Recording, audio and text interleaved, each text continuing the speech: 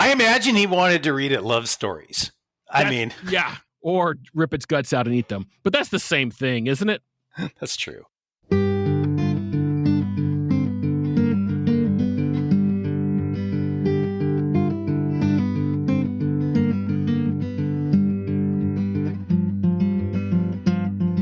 Hello there, and welcome to the If It Swims podcast, the multi-species angling podcast. I am Brett Bolton. Joining me for episode 7 is Dave Spear. Nice. This month, we're looking at some recent trips, some angling news, and as always, the fish of the month. Before we get there, though, Dave deserves an introduction. I've known Dave for almost 20 years, and we've caught some amazing fish together over the years. I owe a lot to him for introducing me to fly fishing, and my first fly casting lessons were from Dave. As a matter of fact, I've incorporated some of his teaching methods into my casting lessons for youth. Thanks again for joining me, Dave. Oh, I'm glad to be here. Awesome. And I didn't realize it'd been 20 years. See, that just shows you we're getting old. It's close. And yes, we are getting old. So let's kick this thing off with some fishing. Over the past few months, Dave, anything to share with us? Man, I can tell you, we're recording this at almost the beginning of August. And I haven't been fishing for a couple of months. And I am finding that anybody who knows me knows that my favorite thing to do fishing-wise locally is to fly fish for carp. Right. I like to sight fish for them. And for whatever reason, I have a curse on me. I've moved down to the Central Texas area. I have had my absolute best carp fishing days in Central Texas ever. Mm-hmm. But I've also had a very, very long drought. I don't remember when I last caught one. And so in early June, I went out looking and I followed one of these leads from a very dead old webpage that looked like it was designed probably when Bret and I met, probably in 2003 or 2004. And it's like, if you go to this bridge and you go under this pool, there's going to be carp. Was it on GeoCities? It probably was. I have a bookmark somewhere. I have to look it up. Yeah, it was bad. It's bad. You know, the kind of thing where, and of course I did this and back in the day too, but they conserved the bandwidth so well that there's a map, but the map is like a picture. And this is not going to mean a lot of things to a lot of people, but it's a picture that's like 240 pixels by 320 pixels or something, or like roughly the physical size of a business card. Right. But anyway, what about you, Bret? You been fishing? I've been a little bit.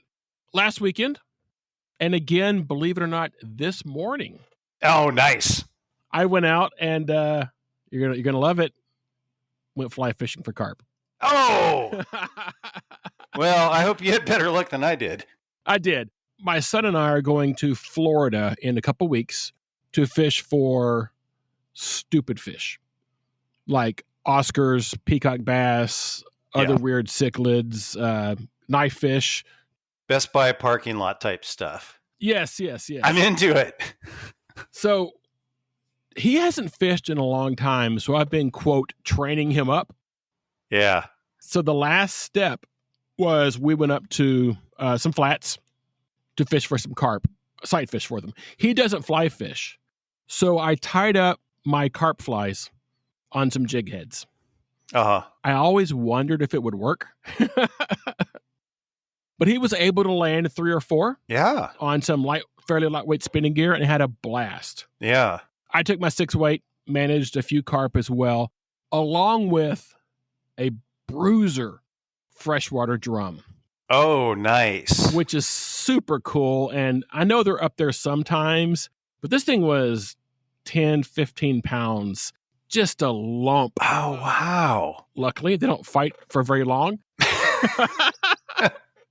Because all I had was the 6. Oh, I say all I had was the 6-weight. I also had in my backpack my 0.5 which is the stupidest fly rod I own. Oh, sure. Yeah. I took it, and I did hook a carp on it. Hooked, of course, because it's 0.5. It was awesome, though. But the drum... I hope your tippet was like not 0.5 weight. No, I had... I mean, it was pretty light, but, you know, because it's what was already on there, and I'm too lazy to, you know, to put gear together for it. But I gave it a shot. It was fun. I've used a 2-weight up there many times and actually landed fish on that. But the 0.5, the 0.5 is just wacky. I've told Justin, our other host, that I own fly line with a bigger diameter than that rod. That is awesome. Well, I'm terrible about... I would fish a small rod like that. I think the smallest rod I had was a 2-weight, and I think it got... This is stolen in the great garage debacle of 2010, but I used to have a 2-weight I would fish carp with. Yeah. But I tend not to fight fish on the rod very much. So to me, the rod doesn't really matter. Okay. You know, I got you. But it's just habit. It's just a thing. It is fun though to take a light rod like that and put a good bend in it. Yeah, it's ridiculous. I mean, and on a 0.5, it doesn't take much to put a quote good bend in it. Yeah. Yeah. Yeah, I imagine you wouldn't have to buy $100 fly line for a 0.5 fly rod. You just go buy some Berkeley 50-pound big game spool or something. And possibly. Unfortunately, there's about $100 fly line on it. Yeah. But it was fun. It was cool. Years ago, when I had my 2 up there, I hooked about a 3-foot long flathead. And you can imagine how that ended. Yeah. Yeah, I imagine that the 2-weight was somehow spiraled around the catfish in some weird way, covered in slime. No, I never got him that close to me. But it was worth it. Would I do it again? Oh yeah, Yes. tomorrow. and especially if you knew you had a shot, you'd be like, "Hey man, I got this flathead spot. We can take 2-weights too. We can do some serious fly angling." Right, because I like dumb things. Well, don't we all? Awesome. So let's look at some fishing news. I'll go first. All right. I got a story from app.com about some unusual car damage. Is this going to have anything to do with like there was an episode a couple of times back where you and Justin, I think, was like it is not that one. Taping fish to ATMs or something. I'm like, I can't even imagine where car damage is going. It is not the fish bandit, as he calls himself. In Atlantic Highlands, New Jersey, a couple was alerted to their car alarm going off randomly on a Sunday afternoon. Upon inspection, they found their windshield smashed with some fish scales and blood in the bullseye-shaped shatter. You know where it's going? No. Oh, okay. It wasn't until they looked at the Tesla's video that they saw a bluefish falling from the sky and smashing into the glass, bouncing off and landing in the garage. Oh, they got bird bombed. They did. Obviously dropped by a bird, but what a story for the insurance company. Oh, yeah, I swear, this fish came out of nowhere. Oh, exactly. They do have some help, as just a couple of years ago, a fish caused a power outage a few towns over when it hit a transformer and caused it to explode. Wait, where was this again? Now I got to scroll back up, man. I'm sorry, but I got to know. Atlantic Highlands, New Jersey. New Jersey. And it was a bluefish. I don't know exactly where Atlantic Highlands is. I assume it's coastal. I think bluefish only live in New Jersey. I mean, that's going to come up in the Fish a Month later, and you're going to tell me there's a span from like Kamchatka to like southern China, but I don't know. I've only ever heard people call them or catching bluefin up on the Northeast. Bluefish, sorry. Yeah, I caught them up there once. I was on a charter fishing for striper. Mm-hmm. And we just caught a ton of bluefish and occasionally a stripe. Yeah. I assume they run together. I don't live up there. I don't know those fish that well. Anyway, it's a crazy story. You ever had any fish falling from the sky around you? No, I can't say that I have. I don't recall ever seeing a fish fall from the sky. When I was a kid, I was fishing a golf course after a rainstorm, and nobody was there, so I guess it was okay. I'm going to say it was okay. And a carp hit me in the shoulder. Wow. Now that's a good jump for that weird carp jumpy jump behavior. I don't think it was a jump. There was an osprey above me. Oh, gotcha. Not happy at all with me for interfering with whatever it was he was trying to do to that carp by dropping it out of the sky. I imagine he wanted to read it love stories. Yeah, or rip its guts out and eat them. But that's the same thing, isn't it? That's true. But you have had some crazy bird encounters out there on the water, haven't you? Bird encounters. You know, a mutual friend of ours. That's why I mentioned it. Whose name must not be named. We were fishing. I want to say we were fishing for long-nosed gar, I think is what we were doing. It's possible that we were slumming and going after sand bass. But I recall we had my boat out and he just managed to get he put out a cast and just managed to get an egret, like kind of thing where the slab or the rattle trap, whatever he was throwing, just wrapped around the bird. Yeah. And that was pretty entertaining because he reeled it in. And it's funny to see a grown man just petrified of a bird. But they have a big, scary beak. Very scary. Yeah. And they go for the eyes. Yeah. So it wasn't like those stories of, the sandhill cranes and the hunting dogs or anything like that, but it was a scared egret. And I recall it took us a while to get that bird freed up. The guy unraveled. Yeah. I wrapped up a pelican once casting down at the coast. About halfway through reeling him in and trying to figure out how am I going to deal with this bird, he freed himself and took off and yelled at me, which is way better for both of us. Yeah. It's a big bird too. They're huge and they're scary. It might try to flap you to death. They might. It happens though. It's accidents and it happens. So what I'm going to go off on a tangent that you're going to hopefully cut off later because it's probably not going to be that interesting. Unless it's good. I most of my coastal saltwater fishing experience, I've, done a couple like get on an airplane things, but has been right here on the Texas coast. Mm-hmm. And I love to watch the pelicans, fly down. They're awesome. Watch the troughs and, do their bowling ball dive thing.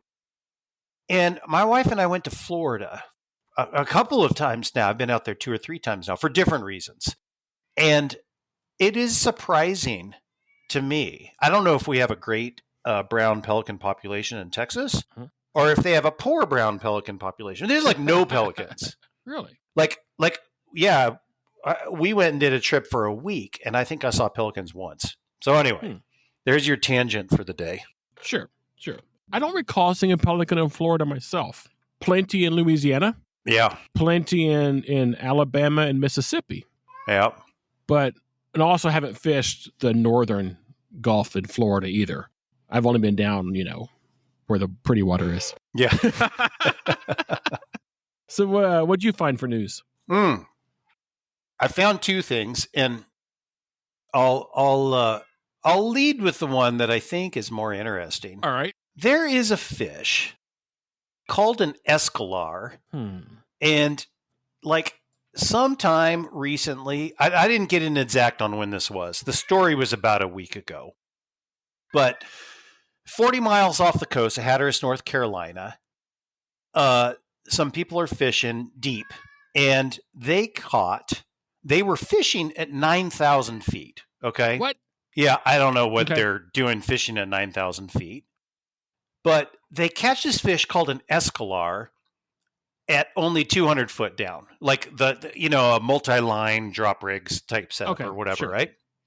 Well, I had never heard of this fish, and they call it, the article in the media, different articles around this called this weird prehistoric fish. So, of course, the first thing I got to do is Google it. Mm-hmm. What does it look like? Right? Everybody says, I wouldn't want to eat that thing. It looks weird. And It looks like a mackerel, more or less. All right. I mean, it's not that odd looking, but apparently it does normally live at like 650 feet deep or so. But this is the interesting part, or at least I thought it was interesting. They're banned in Japan because they're considered toxic. And what they say is that it turns your insides to mud. That's not good. So apparently they cause some pretty severe stomach issues, diarrhea, vomiting, those kinds of things. But so when these guys caught this fish, there's a local chef that heard about the catch, and he's like a famous seafood chef there, and he says, hey, I'm going to cook this thing up for everybody. Apparently, it's this like buttery, white, delicate fish, and so he made a special like pop-up date and fed 75 people. And apparently, it is a little hard on your insides, but only if you eat too much. So I thought that was pretty strange. That is crazy. As you were reading this, I was Googling myself, and the phrase oily diarrhea appeared in my search. Well, and it's just not every day. And I thought about straight reading the story, but it was just a little too ugly. So hopefully I didn't butcher it too bad. That's fine. And you didn't use the phrase oily diarrhea. Right. Somehow I have a feeling that's going to make it in. It probably is. I've got one here from Field and Stream. So you know it's going to be way, way more chill. Oh, yeah. So from Field and Stream regarding a very large lake trout. Oh. Scott Inlow of Gunnison, Colorado, had a remarkable day last May when he boated a potential world record lake trout. Inlow was fishing at Blue Mesa Reservoir, Colorado's largest body of water and a known hotspot for big trout. It was the first day this year that boaters could access the lake. He says the boat ramp opened on Friday morning at 5:30, and we were the third in line after the ice melted. After the ice melted? Well, you got to give it to those guys. I once fished a lake in Alaska that they said 2 weeks before I was there, they had a bonfire. On the lake. On the lake. Yeah. So that water was cold, let me tell you. Yeah. He was fishing with his son, Hunter, who was a guide for Sportfish Colorado. He had caught earlier a 31-pound lake trout. Wow. Around 6:45. Idlo talked about it, saying they've caught 40s and were hoping to break the 50-pound mark at some point. And later the morning, something bigger indeed hit his jig. He said big lake trout are notorious for coming straight to the surface and then diving back down. He thought it was around 50. Didn't realize he was 23 pounds off. Oh, wow. I knew they got big, but I had no idea they got that big. I didn't either. Of course, he said it's about a 15-minute fight. He brought it to the surface. It took several attempts to net it because... Any guess? The net was too small. Exactly. I mean, 73-pound trout. You're not really expecting that every day.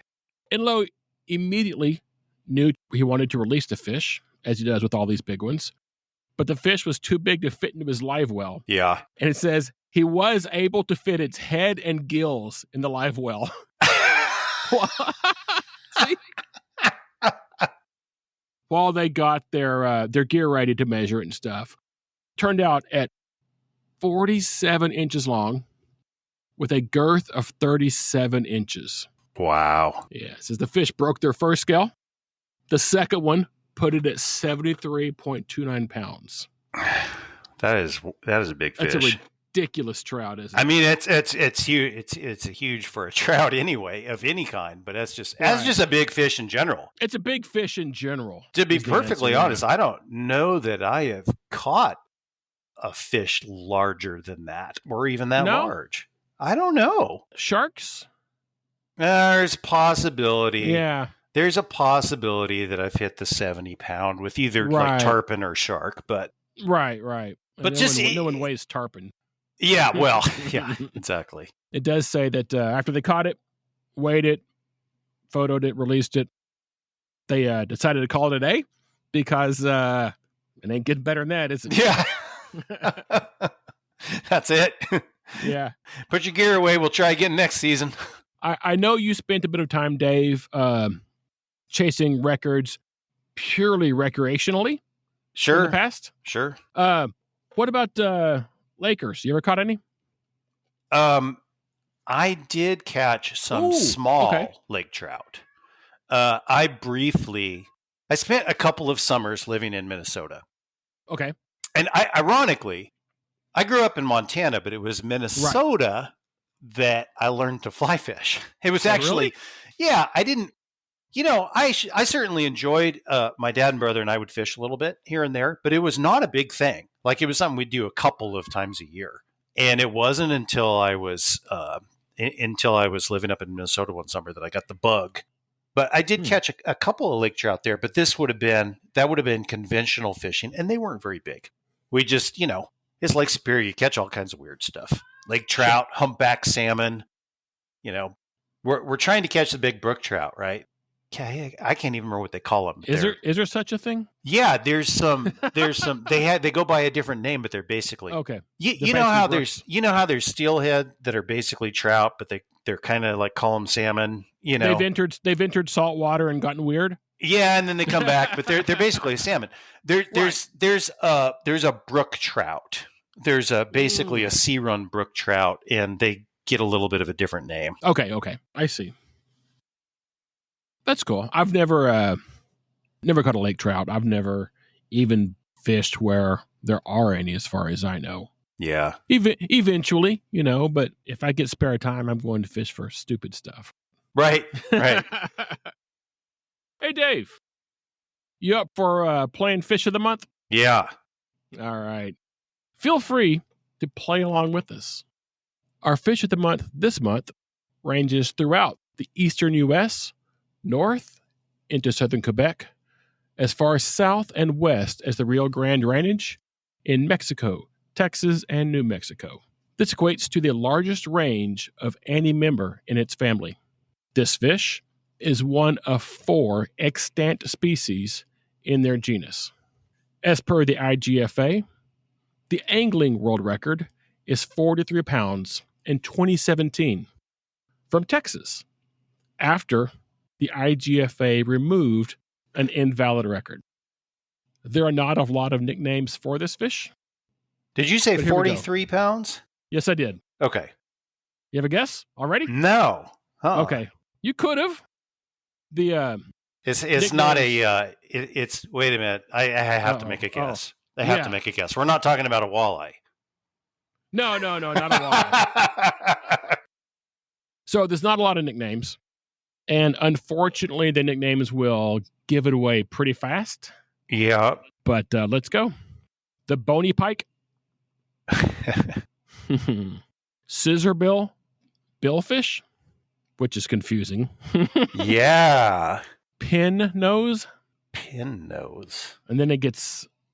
Honestly, these are not super... These are not striking my fancy. I mean, I think they've given it away, but we'll see. No, they haven't yet, but they will. I start with the weird ones, Because Mm-hmm. if I go to the next one called garpike, and then billy gar, and the last one is just the needle nose gar. My favorite nickname. Oh, well, we may not be talking about the same species, so. Well, needle nose gar gives it away. So what do you have right now? Well, I believe we're talking about a long nose gar. But my favorite nickname for it was from a guy that I used to fish with that grew up on Caddo Lake in the swamp. Mm-hmm. And his nickname is not even a nickname. He called him Fish Gar. Yeah. And it didn't matter. It didn't matter if it was an alligator or a long nose or a spotted or a short nose. It was a fish gar to him. So I've spent some time fishing with a Cajun guide in Louisiana. And for him, every gar was garfish. Yeah. Yep. And that second syllable barely even exists. Yeah. It was almost garfsh. One of them garfs. Yeah. That's funny. My buddy is probably But yeah, well, and he's not around anymore. But maybe he was a Mhm. little dyslexic. Maybe he heard garfish all the time, and he just started calling him fish gar. He could have been Yeah. young and impressionable, like 5 years old on the lake. Sure. But yeah, you got it. The long-nosed gar. I'm going to try it. Lepicetus osseus. I think that's pretty good. That's the best I can do. This is actually true. I am not lying here. I actually pasted that scientific name into Google less than a week ago. Really? But not because I knew it, because I was looking for a particular image of long-nosed gar, and then I was getting different stuff, and I found the scientific, and I put the scientific name in to see if I could get what I was looking for. Gotcha. But yeah, less than a week ago. Nice. As always, our co-hosts do not know the fish of the month before we get going here. That said, Dave, what can you tell us about them? Man, I really wish I knew more about long-nosed gar. Don't we all? But I can tell you they're super cool. I shouldn't be shocked, but I'm a little surprised that the record is at 43 pounds. And it's the angling record. The angling record, sure. Not necessarily the DNR shock to the water record or whatever, or right? Or the dynamite or bow and arrow record. Yeah. And I mean that's a big gar. I mean, and long nose, 43 pounds. That's super big because they're like just. Oh yeah. There's nothing to them. There's no girth. I mean, that's a fish. That's a fish that's almost as long as a football field to get to 43 pounds. I mean, it certainly seems that way. Now, I've caught a few of them, and I've caught them to 20 pounds. Okay. I have had them on that fish that I believe are larger, sure, but haven't weighed. I can tell you this about them. That is one underrated species. If you have long-nosed gar and can get them to bite and can get them to stick, they are very, very strong. And of course, I am talking about the 10 to 20 pound and up range. So they're already a big fish. Yeah. But they're extremely strong. And man, those little teeth, which I'm not at all scared of, they're just annoying. They're they're like trout teeth. I mean, they're longer than trout teeth, but sure. You know what I mean? They look scary because they're long and they got this long snout. And of course. And the teeth are really not that scary. No. But there's a lot of them. There's a lot of them. I've never been hurt by a long nose. Yeah. I've been hurt by spotteds. Yeah. And hurt by alligator gar, but never by a long nose. Yeah. And they also seem a little more calm out of the water. Sure. That's true.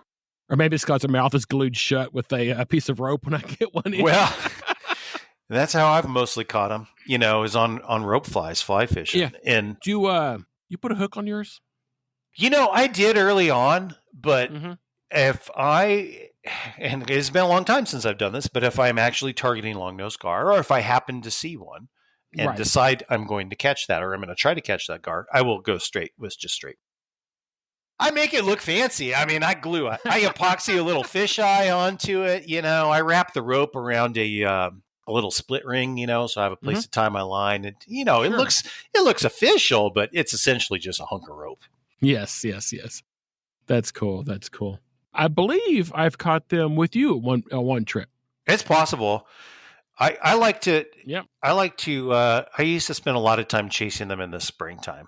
They'll tend to lay up in shallow water, and I don't know. They're just sunning. I don't know if they're just collecting heat. Because it's not.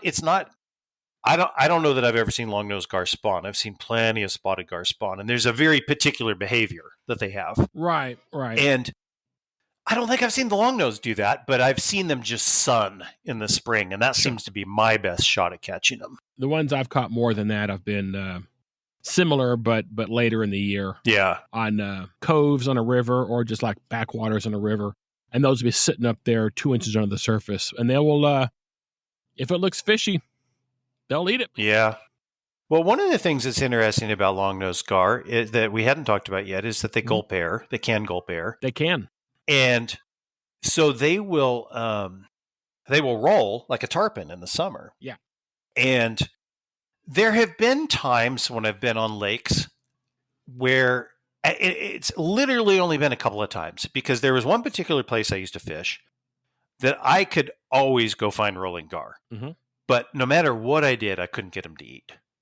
And then same place, almost the same behavior, and they would aggressively eat. And it was kind of similar to what tarpon will do, although they wouldn't do this in real shallow water, but where when the gar tend to come up for air, because the oxygen levels in the water are a little low, right? It's hot. We're talking like August in Texas or something. Yeah, and they're in some stupid water somewhere. Yeah. They'll come up from the deep at a very steep angle, stick their snout out, get their air, and then go back down at a very steep angle. And I never could catch those fish. But if they were just kind of lazily laying under the surface, occasionally grabbing a gulp, it seemed like they could be tricked. Yeah. That's cool. I earlier mentioned the previous record was removed by IGFA. Oh, right. I saw a picture of that fish. Yeah. It had the long nose. However, I looked at it, immediately recognized it was a long-nosed alligator hybrid. Yeah. Yeah, and they actually said that's why it was removed. Yeah, that makes sense. Well, long-nosed, to me, another interesting thing about long-nosed gar, of course, a lot of casual, I should not say this, I am by no means, or have ever been, a serious professional angler of any kind, but a lot of casual anglers that have never targeted a gar and just occasionally see gar will easily confuse the different species. Sure. Because they are relatively similar looking in the same ways that, some members of the sunfish family are relatively similar looking. Absolutely. And what I find interesting is that there have been times when I have never seen, to my knowledge, the short-nosed gar. And I've only seen a few gators. I've seen, of course, tons of spotteds, tons of long-nose. But there have been times when I've looked at a gar and I haven't been sure if it was a long-nosed gar because I haven't seen one in a long time. Gotcha. But the instant I see a long-nosed gar, I know that's a long-nosed gar. They're unmistakable. Yeah. To me, they're the coolest looking gar. Yeah. Just because that snout is so ridiculous, Yeah. Yeah, alligator gar are awesome and probably the sexiest of all the gar. Well, sure. But that long snout is so cool on those things. Yep. Yeah, that's true. Alligator gar are, they get a lot of appeal, really, I think just because they get so large. They get stupid huge. And they do. I mean, if they got 2 rows of teeth, that's, a little different. Yeah. Kind of gnarly when you look in their mouth. It is kind of gnarly, But the cool thing is alligator gar will actually get hooked fairly easily. Yeah. Yeah. Whereas longnose, there's literally you can forget it. It's all bone. I mean, they're basically a skull. Yeah. That long snout is just, there's almost no skin or anything. And of course the scales of any gar are like, they're essentially enamel, I guess. Enamel, yeah. Yeah. These diamond-shaped pieces of enamel, which... So cool. They are cool. So cool. I wonder where they got the name Bony Pike. Yeah, right. Oh, man, that's awesome. Is that everything on those guys? At least as far as we know. I mean, that's the basics to me. Yeah. They're fun to catch. They're cool-looking fish. Their roe is poisonous, correct, to mammals? Is it? I thought all gar. That's probably true. I just don't remember. I was really hoping you didn't say, oh, yeah, that's right. But it's delicious if you know how to cook it. I believe... It's just like the escalar. You can't eat too much of it, or you might get the oily problems. I believe mammals cannot ingest gar roe. That's probably true. Which is kind of a strange thing. I love the shape of their tail and their general. And look, I used to actually know the names of the fins on a fish, like the front ones and the back ones. There's only 4 or 5, right?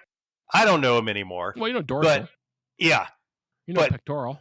The ass end of a long-nosed gar is just really cool because they've got a really cool sort of rounded, sort of squared off tail, and then they've got couple of dorsal, pectoral, whatever fins right next to it. And it's like, it's almost like if you imagine a fish that's, and of course they're not all this size, but if you imagine one that's 4 feet long, they got one little pectoral fin up near their head, just like any other fish. Mm-hmm. And then it's almost like a blank slate of runway until you get to the very end. It's just nothing but scales for a mile. Yeah. And then it's like the end of an arrow, like a archery. On an arrow, yeah. I'm going to go ahead and say it. The caudal fin.